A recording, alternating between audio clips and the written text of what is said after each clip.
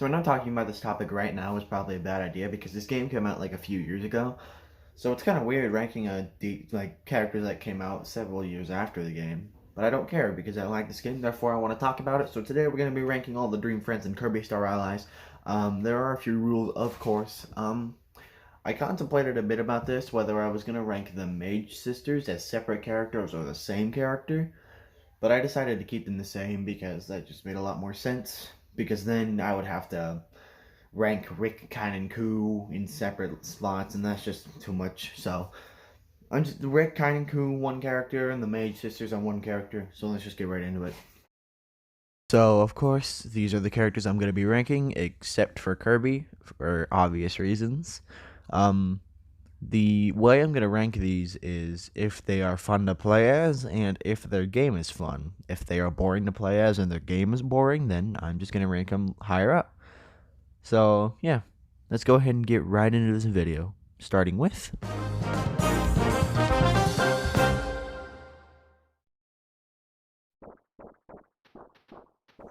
So I know I'm going to get absolutely clowned on for putting King Dedede in number 13, but let me explain. King Dedede is basically just Hammer Kirby, but bigger. I don't know if he's more powerful, like he's got more strength and like to do damage, but honestly, he's really just the same. You could play as Hammer Kirby and almost nothing would be different other than your hitbox. I think the only thing different is that Dedede has his up B from Smash Brothers. That's really it. There's nothing original to this character. I really don't want to do my main like this, but I really have to. I can't really put him any higher because of the game he's from, because he's in practically every Kirby game. So, sorry King Dedede, but this is what happens.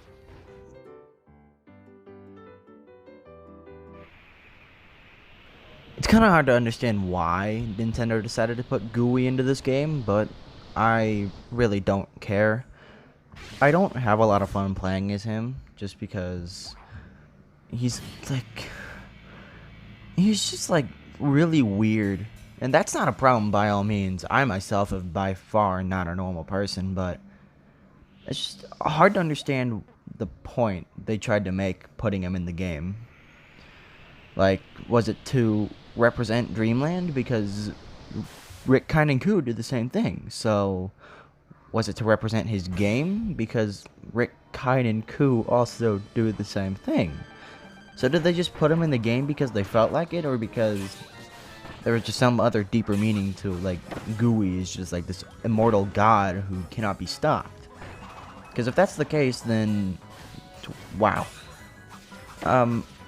Whenever I'm playing Dreamland 2, I think that's the game he's from, most of the time I spawn him by accident. It's not even on purpose. Half the time it's just on accident. So, I mean, it's kind of hard to understand why they put Gooey in the game. I don't really like playing as him because, like, he's just a blue blob. I want to play as a character that has, like character traits, not just being a blob. So, yeah, that's really it. I don't want to play as a character who's just some blue blob of whatever. I don't even know what he's made of. I don't think anyone knows what he's made of. But, yeah, he's not really my kind of guy to play as. So I just want to apologize for the black screen and that these characters are having, like, different intros, I guess. Like, it's hard to find footage for a game that's several years old. I think, like, 2 or 3 years old, because nobody really plays this game. Nobody really cared about this game when it came out because it was so short and it really didn't garner being worth $60 at the time. Now it does, obviously, but at the time, nobody really cared because it wasn't really worth $60. So it's hard to find footage for this game. So it's like, I gotta go find different footages, and I gotta find videos that aren't hours long because then that just takes forever to make. So I just want to apologize for all of that. I'm gonna try and keep it consistent from this point onward. I know this kind of thing is really small, but I really want to put as much effort as possible into these kind of things. So thank you for understanding. So when I thought about this and I realized that Adeline and Ribbon were just very much different than all the other characters, mainly because they take a lot more damage to bosses than other characters do. When you're playing as Adeline and Ribbon, you're going to die a lot because of how low their defense is. I thought that all the characters had the same defenses, but apparently they don't. Adeline and Ribbon have the I think they have the lowest defense out of all the characters. And I guess that makes sense because in Kirby 64, you don't actually fight Adeline. She paints enemies, and you fight them instead of her. And when she charges at you, she literally dies in one hit. That's not even an exaggeration. She dies in one hit. And if you do nothing and she charges at you, she'll just die because she ran into you. So I guess it makes sense because her defense is just super duper low, but it really sucks because I really wanted to enjoy this character.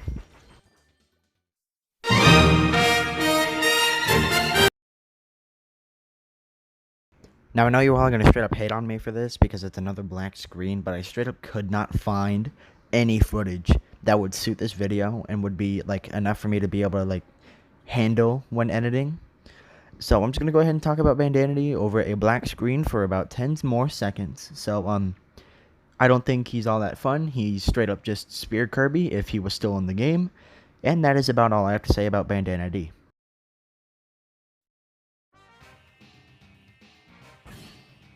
I had a tough time deciding who would take the number 9 spot, but I think Meta Knight was probably the best option. Mainly because he's pretty tame when it comes to all these characters. Most of these characters have like very unique and very special moves to them. Not Meta Knight, and I think that's a good thing. He is a swordsman who is really like ready to fight the way of the sword. He doesn't need like flashy moves or like extremely powerful moves. He's got a sword. And I think that's well done. I think that the Kirby team really thought of a good way to represent Meta Knight in this game, which is just to make him a lone swordsman. And I think that's cool. I like what they did with him, and I feel like if they did this in another game, I'd still enjoy it. It might get pretty repetitive because that's really how he's played the entire series, but it does him justice, and I think that's all we could really ask for. When it comes to Rick, Kine, and Koo, it really makes you think about how a hamster, a bird, and a fish could really be as cool as they are, because, ooh boy, is it weird. When Rick, Kine, and Koo were announced, I kind of got a little hyped because I love the game that they're from. It's really fun, and I'm currently playing through it as we speak, actually. It's one of my side little things that I do in my free time. But, yeah, these characters are honestly really cool to play as. I wish that they could just swap out at any time, like, you change between the characters whenever you want. So, like, you could use, like, Rick underwater and Koo in the air. But that's not really the case, which is upsetting, but that's okay. The way that they are designed now is fine by me, and honestly, they are really cool to play as. I think Kirby fans can agree that Squeak Squad is one of the lesser Kirby games compared to several others. It just reuses a lot of GBA sprites, and it doesn't do a whole lot new with the franchise. But, you know, a lot of Kirby fans got excited when the one and only The Roach was announced for a Dream Friend. And I think that's cool. The Roach is one of the cooler characters to come out of that game, and I enjoy playing as him. I enjoy playing up close and personal characters. So, seeing this guy using his claws as weapons, and even being able to summon the Squeak Squad, like, wow, I love these dudes. See, these are like the coolest set of characters that Kirby has. But the sad part is, he's not, like, all that versatile. He's an up-close and personal character with a few projectiles, but other than his Squeak Squad buddies, his Ice Beam, and his bombs, he heavily requires up-close and personal play, which can be pretty challenging if you don't know what you're doing. And since I am a very risk-taking player, I am not very good at doing that. I see a lot of people in the Kirby fanbase talking about how Planet Robobot is the best game in the series, and I see where they're coming from. Like, a lot of the characters and a lot of the levels are really fun to play as and play through. The bosses are really fun to play against. And I think a lot of people will say this because Susie is their favorite character, and she was also mine at one point, but now that I've played this game, Star Allies, my opinion has quickly changed. But that's not the point. Susie is a secretary, so that obviously would make you think that she's pretty lame, but that's a lie because she straight up has a gun. Susie has a gun. That is a fact. She's a gun, and I don't know how many times I'm going to say this, but she has a gun. She's also got a giant mech suit, which I'll get into later, but, Susie is pretty fun to play as. She has, like I've said several times now, she has a gun, and her mech is another thing that has her own set of moves. She's pretty pretty cool. Of course, she's only number 6 on the list, meaning there's a few problems. One, I think she relies too much on elements. She's pretty bland without them, so like if you don't have any electricity, fire, water, or wind added to her, she's pretty bland and not that all that fun to play as. But other than that, she is a wild lady, and she's pretty cool. Taranza is a spider dude who kidnapped King Dedede, so that makes him stupid, but he's a spider dude, so that makes him 10 times more epic. Sorry, I had to get that out of the way. So Taranza, he's basically Spider Kirby, and if you recall a few minutes ago, I said the Bandanity was stupid because he was just Spear Kirby. But Taranza is much more than just Spider Kirby, so I kind of lied. But, yeah, Taranza has his own very special set of moves other than just the usual webs that Spider Kirby shoots out. What he can do is, like I said, he's basically Spider Kirby, but he can summon giant balls of death that can basically kill anything. He has like a giant hitbox AoE attack that kind of just hovers around him, and he can trap enemies in a spider web. This is pretty cool because that shows that characters are going to be just much more than what they really show. He can summon giant flowers from the ground, just as Sectonia wanted to do in Triple Deluxe. And he can even summon Sectonia himself, which plays into a key role of their sad backstory, which made me want to cry. I see a lot of people talking about how Kirby Superstar is their favorite Super Nintendo game, and gonna be honest, it's mine too, mainly because of the fabled character, Marx. He's just a little clown jester boy who tricks Kirby into saving the sun and moon because they're fighting. But, you know, he just kind of betrays us. He's a little clown dude, like I said, so he's going to have some clown moves like his ball. But then he summons his demon wings and demon face and then just kind of goes full ham on Kirby enemies. And even scarier is that he has the power to combine with elements, so you're going to have some crazy different little moves you can perform. A lot of them pay homage to his previous game, like mixing him with the water will cause him to drop the flower bomb things that he did in his previous game. Also, he can summon a black hole, so there's that. So Marx is pretty scary, so just be careful. I'm sure a lot of you were probably expecting Magolor to be number 1 because he's from my favorite Kirby game of all time, but that's not the case. Magolor is number 3 on my list for one reason and one reason alone, which I'll get into later. But boy oh boy do I love this little bean. He's adorable and I love him. And I got really sad whenever I played through Kirby's Return to Dreamland the first time and saw him transform into the scary and spooky Marx. I got real sad. So to see him back in his brand new form within this game that I like to love and call Kirby Star Allies, I was really excited to see my little boy back in the spotlight once again. He's so cool, dude. He can shoot little beams from his little hands, and he can do a whole lot, dude. It's so cool. He can charge up beams, shoot up fire. He can even dash forward. He's trying his hardest, and I know he is. He can teleport. He can use his shield. He can throw apples from that dumb microtransaction littered game. He summons another black hole. He's just trying his hardest, man, and I love him.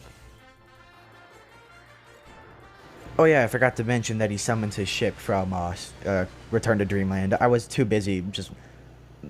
my god, I love this dude so much. He's so cool. Here's reason 1, part 1 of 2, as to why Magolor was number 3. The OG emo skin that originated and caused everyone to go emo for about a year. Dark Meta Knight, the man himself. What's so cool about him though? What isn't cool about him is a better question. He's got a busted up mask that's got a scar through it, so that means he doesn't care about what happens during his fight. He's got torn up wings, that means he still doesn't care about what goes on in his fight. And he's basically Mirror Kirby, which is the best ability of all time. He practically plays like a boss fight. You feel like you're fighting against a Kirby when you're playing as him. You even get the cool little move that Meta Knight gets in his boss fight. And he's straight up the hippest dude of all time.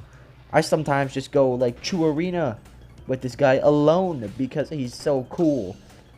He may seem overpowered because he can reflect projectiles, but that's okay because I don't care. This man is straight up the coolest dude alive, and nothing's gonna change that. Ever. And that is the video. I want to thank you all for psych! How could I ever forget these three? These three are like the coolest girls to ever exist. Especially Flamberge, and I'll get into her later, but right now, oh my god, these three are like the best things ever. Like, they are just god mode. You get 3 elements in one character. I don't think anyone's ever thought of that before. Like, I'm sure they have, but like, for real, these guys are like straight up the coolest things that Kirby has ever created. Especially Flamberge. Just look at her. She's perfect in every way. Look at her. She's absolutely adorable, and I want you to love her just as much as I do. These characters having been introduced in Kirby Star Allies really makes it look like it's unfair for me to put them in number 1. But these, like, they straight up have like the most fun gameplay aspects of all. They have some of the most original moves. Especially, like, look at this. It's a tornado of clouds, a bunch of like super death balls, and a giant laser. Each one of these characters gets like a giant laser that basically gives them invincibility. And then they have their own little dream friend circle thing that like kills every enemy on screen. It seems OP, and it is, and that just makes them amazing. And Flamberge, I love you. Just don't stop ever being you, please.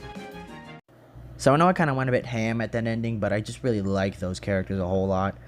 I quickly also want to thank the guys who made this art here of Flamberge. I want to thank them a whole bunch for that. And so you've made it to the end of the video, for real this time. I want to thank you for, you know, just kind of watching up to this point, and I really had a lot of fun making this video. Making videos has kind of been like a thing of the past in the back of my head for me, just because this whole quarantine thing and then school, it's just a whole lot of stress on me right now. And, you know, if you follow me on SmoothieQYT, then you'll have already known this, but, yeah. I had a lot of fun making this video, and I'm really glad I was able to get it out. If you want to see more Kirby-related stuff, then by all means, I'll be happy to do so. I love this series, so making more videos of it, I want to take all the excuses I can. Maybe a boss ranking video one day, who knows? But yeah, I just want to thank you all for watching this video. I know that this topic is kind of dead because this game is like 3 years old, but I really don't care, so thank you for watching.